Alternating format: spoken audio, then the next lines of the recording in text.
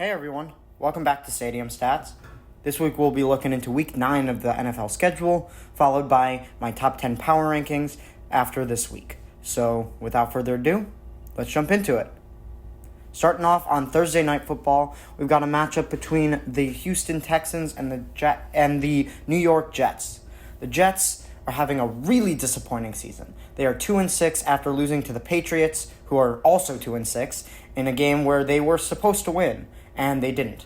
They are not looking good. Their season is basically over, and it's been a really disappointing season for the New York Jets. The Texans, on the other hand, are coming off a win, but they did lose Stephon Diggs with an ACL tear for the season, and are now down to just Tank Dell as their only receiver for the next few weeks.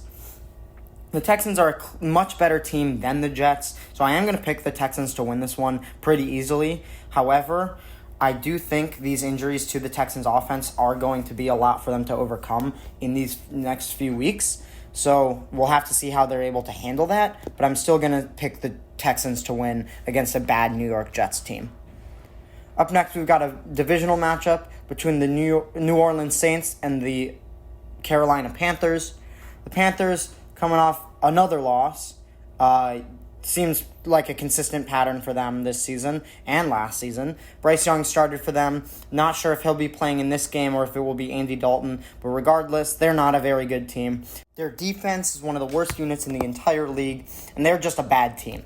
The Saints, on the other hand, are also not very good. They started off 2-0 and haven't won a game since week 2. They lost to the Chargers in a game where they didn't score almost any points. They had 8 points, where 2 of them were a safety. They are bad, and once Derek Carr comes back, maybe they'll have more hope, but they're depleted on offense. They're depleted on defense. They just look like a bad team.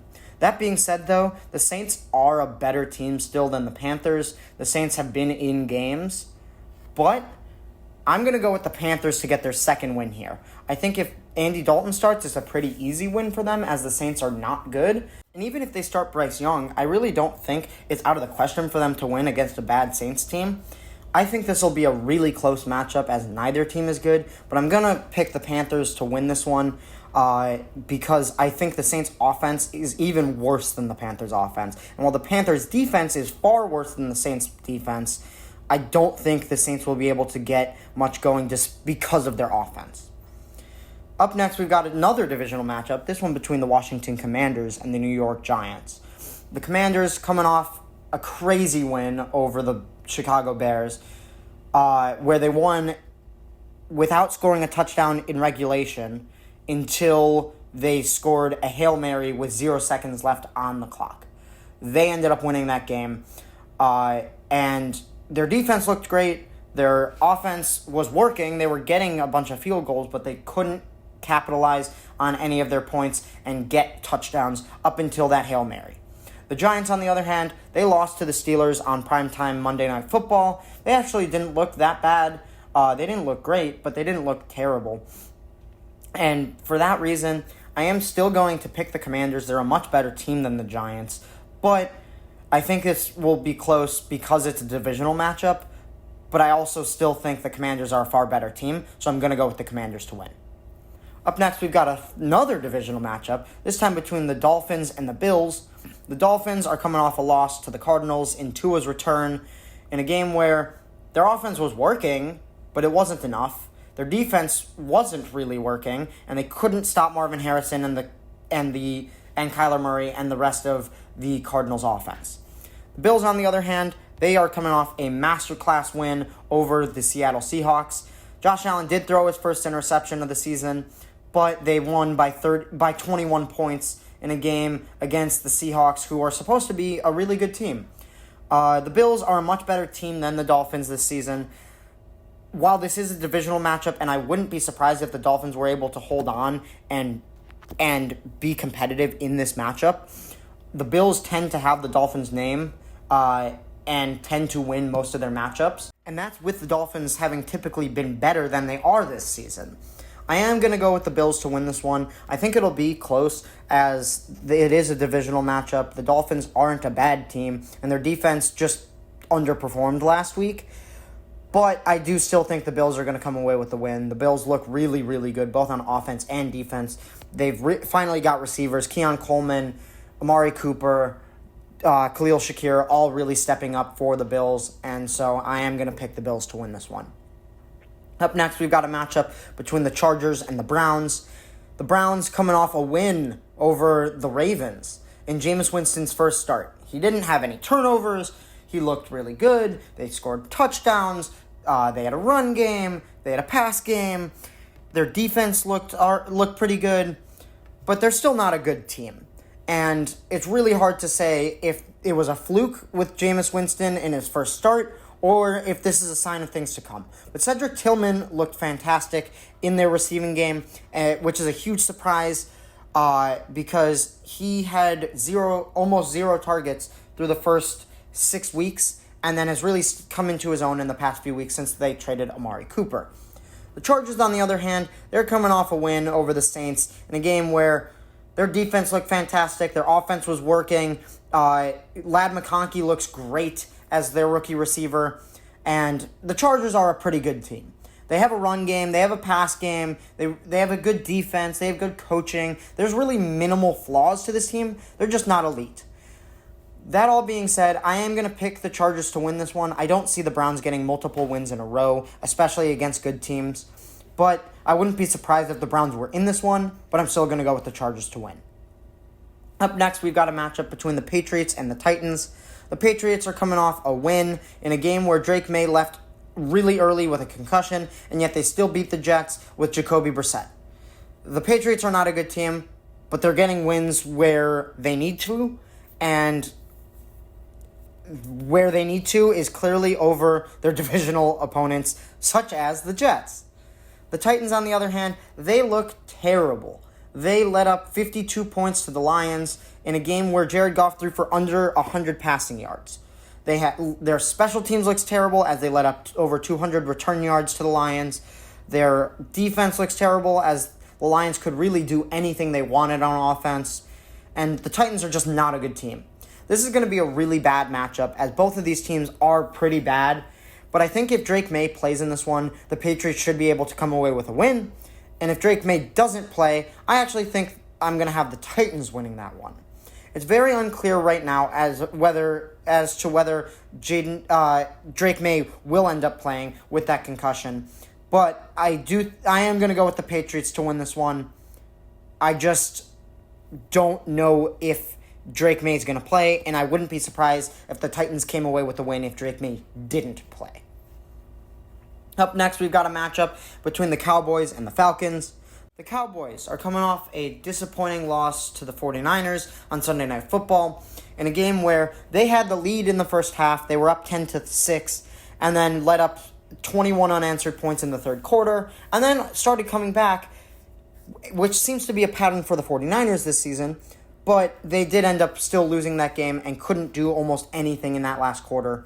Dak Prescott has been throwing a lot of interceptions. Their defense really doesn't look good. They've got a lot of problems on this team, and they do not have a run game. The Falcons, on the other hand, are coming off a divisional win over the Buccaneers, who are their biggest competition in the division. The Falcons look really good. Their offense is working. Kirk Cousins playing great. Kyle Pitts had multiple touchdowns for the first time in his career. Just looks fantastic on offense, and they look a lot improved from where they were earlier this season. The Falcons are a better team than the Cowboys, and while I do think this will be a close game, I am going to pick the Falcons to win this one because I think the Falcons' offense is better than the Cowboys' offense, and I don't think the Cowboys' defense is going to do enough to hold the Falcons down. Moving on, we've got a matchup between the Raiders and the Bengals, and this one could be a rough matchup, as the Raiders and Bengals both have one side of the ball that are very problematic. The Bengals' defense is terrible. The Bengals let up 37 points to the Eagles in a game where they lost by 20 because their defense can't stop anything. Their offense works, but their defense doesn't. The Raiders, on the other hand, also coming off a loss, this time to the Chiefs, in a game where they actually kind of held their own, but their offense really hasn't been performing at all this season, as their only offensive weapon is Brock Bowers, and their quarterback situation is really not good. I am going to pick the Bengals to win this one, as I think the Bengals still are a more hopeful team than the Raiders. I don't think either team is very good, but the Bengals have more potential than the Raiders, so I am going to pick the Bengals to win this one. Our final 12 o'clock matchup is taking place between the Broncos and the Ravens. The Ravens coming off a loss to the Browns in a game where they really should have won. They had every opportunity to win that game. They had multiple drops. They had multiple drops on defense as well, including a game-sealing interception that they dropped. The Ravens are still a really good team, but they really didn't use Derrick Henry enough in that game, and it was kind of surprising to see the outcome of that game. The Broncos, on the other hand, they're coming off a win over the Panthers, and yes, the Panthers aren't a good team, but they won by multiple touchdowns. Bo Nix looked really good. The Panthers' defense, though, is not good, so it's hard to say whether that was Bo Nix playing well or the Panthers' defense playing poorly. The Ravens should end up coming away with a win in this one, though. The Ravens are still a better team than the Broncos, but the Broncos are much improved from where they were at the beginning of the season and much improved from where they've been the past few years. The Broncos are going to be competitive, but the Ravens are one of the best teams in the league. I wouldn't be surprised if the Ravens come away with this in a big win. I also wouldn't be surprised if they come away in a tight win. But I am going to pick the Ravens regardless. Our first of the 3 o'clock window is a matchup between the Bears and the Cardinals. The Cardinals, coming off a win over the Dolphins, they rallied and were able to come back in that game. Tua returned, and that wasn't enough for the Dolphins to beat the Cardinals. The Cardinals' defense looked pretty good. Their offense looked really good. Marvin Harrison was finally being used. Kyler Murray played a really good game. Trey McBride had a fantastic game with over 130 yards. And this Cardinals' offense is really starting to fire. The Bears, on the other hand, that was the roughest loss I think I've ever seen. They lost on a Hail Mary in a game where they were losing 0-12 heading into the fourth quarter. DeAndre Swift scores a big touchdown, and then they score another touchdown and get the 2-point conversion to go up 15-12 with 20-something seconds left in the game. And then they end up letting up a Hail Mary on the last play of the game and losing the game while their second-year cornerback is taunting the Commanders fans and then swats the ball into the Commanders' hands. The Bears had a really rough loss, but they're still a really good team. Their defense is great. Their offense really wasn't working through 3 quarters of that game, but came into its own when it was really necessary. And Caleb Williams was not looking good up until that fourth quarter where he threw for over 100 yards and had what should have been game-winning drive. The Bears are still a better team than the Cardinals. I do think the Bears will win this one, but I think this will be a close one as both teams are pretty decent and much improved from previous years. I am going to pick the Bears to win, but I wouldn't be surprised if this is a close matchup. Up next, we've got a matchup between the Jacksonville Jaguars and the Philadelphia Eagles. The Eagles coming off a huge win over the Bengals in a game where they were pretty close most of the game, and then the Eagles pulled away and ended up destroying by the end of the game. The Eagles' offense looked phenomenal. Their defense looked phenomenal. This was the most complete game they had all season. The only problem for the Eagles still is they have still yet to score a single point in the first quarter. The Jaguars, on the other hand, they actually played pretty well against the Packers. The Packers did lose their quarterback in that game, and so it shouldn't have been as close if Jordan Love played that whole game. But the Jaguars were able to hold their own. They almost actually won that game. And the Packers being a really good team and the Jaguars holding their own really speaks a lot to how much this team has seemingly improved over the past few weeks since that Bears matchup, as they were able to destroy the Patriots and then hold their own against a good team in the Packers. That being said, the Jaguars still aren't a good team, and so I am going to pick the Eagles to win this one. However, I wouldn't be surprised if the Jaguars were able to hold their own yet again, as they do seem to be improving. They just are not a complete team whatsoever, so I'm going to pick the Eagles to win. Up next, we've got another divisional matchup, this one between the Rams and the Seahawks. The Rams coming off a huge win in a game where Puka Nacua and Cooper Kupp both came back and they were able to beat the Vikings on Thursday Night Football. The Vikings went from 5-0 to 5-2 in 2 weeks, and one of those losses is to the Rams in a game where the Rams looked fantastic. Yes, there was a no call right at the end, but I don't think that would have changed the outcome of the game, as the Rams were winning regardless, and the Vikings had a huge road ahead of them to try to come back in that game. The Seahawks, on the other hand, got absolutely destroyed by the Buffalo Bills in a game where they lost 31-10. Yes, their defense did intercept Josh Allen for the first time all season. However, the Seattle Seahawks offense couldn't get anything going. Their run game looked terrible. Their pass game really couldn't get much going, although they were missing DK Metcalf in that game. And the Seahawks are really inconsistent this season. They'll have some games where they look fantastic and some games where they look terrible. I am going to pick the Rams to win this one. I think this will be a really close matchup, as it's a divisional matchup between two teams in a division where all teams are really close together. However, I do think the Rams will come away with the win. Now that they're getting healthy, now that they're improving, I do think the Rams are the better team. Up next, we've got another divisional matchup, this one between the Lions and the Packers.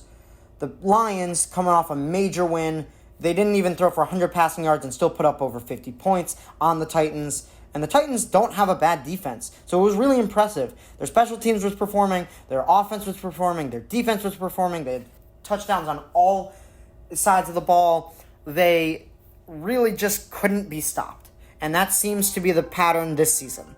The Packers, on the other hand, barely came away with a win. 2 weeks in a row, they have a game-winning field goal, though, with their new kicker, and the Packers have some concerns. If Jordan Love doesn't play in this game, I really don't think this is much of a competition, because even though Malik Willis has been playing well, he's been getting the wins, and actually is undefeated on the season, he still is not Jordan Love and does not know how to run that team as well. They don't have as much of a passing game without Jordan Love, and so for that reason, if Jordan Love doesn't play this game, I don't think this is that close of a matchup. I do still think it's competitive, but I don't think it's going to be incredibly close. But assuming Jordan Love does play, I think this will be a close matchup. Regardless of whether Jordan Love plays or not, though, I am going to pick the Lions to win this. I think the Lions are the better team. The Lions are one of the best teams in the entire league, and I'm going to pick them to win this game and probably win the division, which this game could have huge implications for that. Up next on Sunday Night Football, we have a matchup between the Colts and the Vikings. The Colts are coming off a narrow loss to the against the Texans in a game where they actually played pretty well. Anthony Richardson was really struggling for a lot of that game. His completion percentage was pretty terrible, but Josh Downs looked really good. He had a few really big completions to Josh Downs and Alec Pierce and Michael Pittman and all of his receivers. And this Colts offense is seemingly working better and better every week. Their defense also looks much improved from where it was at the beginning of the season, which is saying a lot because they had one of the worst units on defense in the entire league, and it's no longer seeming to be the case. The Colts also got Jonathan Taylor back last week, which was a huge boost to that offense. And while all of this points towards it should be successful for the Colts, Anthony Richardson was just benched for Joe Flacco, and Joe Flacco will now be making the start this week, which actually should be even more of a boost to that offense, as Joe Flacco has been really consistent and really, really careful with the ball and hasn't been turning it over. The Vikings, on the other hand, they're coming off their second straight loss after starting 5-0. They did get screwed, as they should have gotten a chance to come back in that game and weren't given that chance, as Sam Darnold got face masked and it wasn't called for face mask. That being said, they still probably were not going to win that game, and this has been a really disappointing last few weeks for this team. The Vikings still are a really good team, but I wouldn't be surprised if this matchup was pretty close. I am going to pick the Vikings to win this one, but I wouldn't be surprised if the Colts actually came away with a victory. The only reason I'm picking the Vikings is because their defense is still one of the top units in the league, and I would be shocked if that defense let up 3 straight losses, but I wouldn't rule it out. And finally, on Monday Night Football, we have a matchup between the Chiefs and the Buccaneers. The Buccaneers, they've been playing better all season. They've been playing really well, actually. But Baker Mayfield has been unbelievable despite not having his top 2 weapons in Mike Evans and Chris Godwin, who are now out for the foreseeable future. Godwin is likely out for season with a dislocated ankle. They lost that game to the Falcons in a really close matchup, but they did end up losing. Kirk Cousins played a really good game because the Buccaneers defense really couldn't stop almost anything. But the Buccaneers offense looked really good even without their top weapons. The Chiefs, on the other hand, they had a pretty good game on offense, but actually one of their worst performances on defense as they led up 20 points to the Raiders, who really haven't been able to get anything going on offense all season. Brock Bowers looked really good against the Chiefs, which isn't a surprise, but that Raiders offense actually didn't look incompetent against the Chiefs, which says a lot about how poorly the Chiefs defense performed in that game. The Chiefs are still a really good team, but I'm actually going to pick the Buccaneers to be the first loss the Chiefs suffer against, because I think Baker Mayfield's been playing unbelievable football, and as long as he's not turning the ball over too frequently, then I think that they are able to come away with this victory, especially if the Chiefs defense performs how they did last week. Moving on, looking at the top 10 power rankings for the week. At number 10, I've got the Steelers, who have been playing really good football. Russell Wilson has been a huge improvement to that offense. Not that Justin Fields was playing bad, but Russell Wilson's been playing even better. He's really gotten that offense moving. Najee Harris has been way improved since he started for the Steelers, and their passing game has looked a lot better as George Pickens has looked much improved and has been playing really well. The Steelers' defense also continues to be one of the best units in the entire league. The only reason I don't have them any higher is because they were in a pretty close matchup with the Giants, who are not a very good team. At 9, I've got the Chargers. They've clearly been much improved from years past. Their coaching, their defense, their offense, everything's working. They're just not flashy. And so for that, I can't put them very high, but they do deserve to be on the top 10, especially with how good their offense has been playing between Justin Herbert and their rookie receiver, Ladd McConkey. At number 8, I've got the Packers. I think this one is a little harder as the Packers have been playing on and off all season. They've had some really good games. They've had some really iffy games, but they've been getting wins, which is what matters. Jordan Love did get hurt, and I do think if he doesn't play, that is a huge loss to that team. But in his absence, Malik Willis has been really good and has been getting them wins. So for that reason, they're in at number 8. At number 7, I've got the Vikings. They still continue to have one of the best defenses in the entire league. Their defense is legitimate. Brian Flores, their defensive coordinator, also fantastic. Their offense looking pretty good. Sam Darnold, much improved from where he was supposed to be for this season. Justin Jefferson, still best receiver in the league.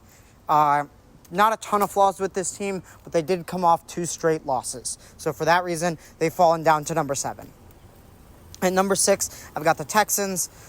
They lost Stephon Diggs for the season with a torn ACL, which is a huge loss. They also already were without Nico Collins for many weeks as he has a pulled hamstring. But their offense and defense both look really good. C.J. Stroud played a lot better this week than he did against the Packers in the week previous.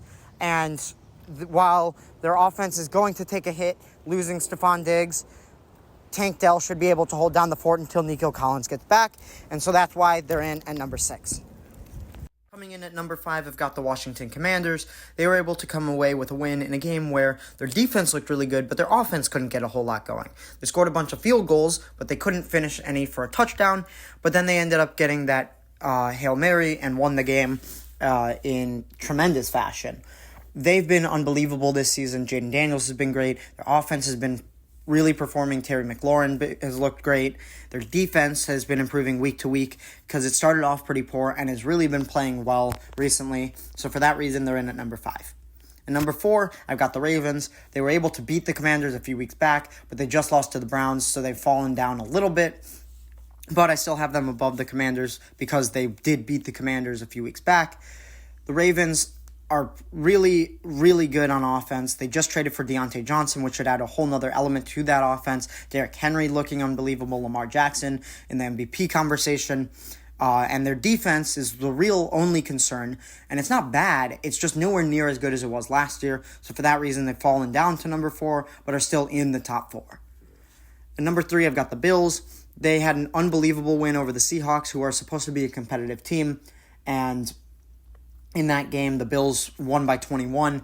Josh Allen playing unbelievable. He only has 1 interception on the whole season, and it was in last week's game.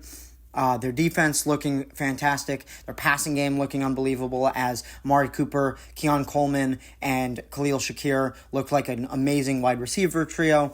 Their run game really got going with James Cook. So they're a really well-rounded team, and for that reason, they're in at number 3. And number 2, the Lions.